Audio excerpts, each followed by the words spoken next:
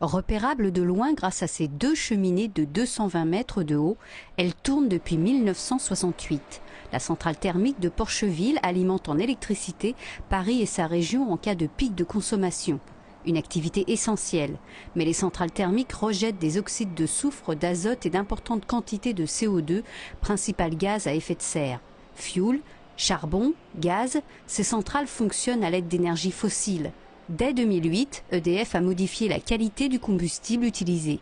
Nous utilisons un fuel TTBS, donc très basse teneur en soufre, avec moins 1% de soufre dans le fuel, donc de façon à respecter les normes environnementales qui sont décrites dans notre arrêté préfectoral.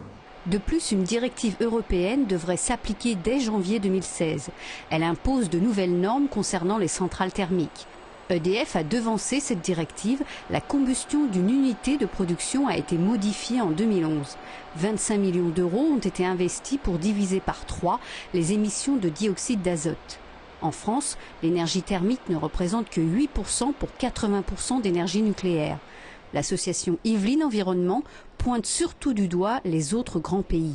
Si l'on regarde la production de centrales thermiques, en particulier à charbon, de la Chine, de l'Inde, des États-Unis et même d'une partie de l'Europe, alors là, effectivement, on est loin, malheureusement, des objectifs de Kyoto. Un protocole qui prévoyait la réduction de 5% des émissions de gaz à effet de serre entre 2008 et 2012.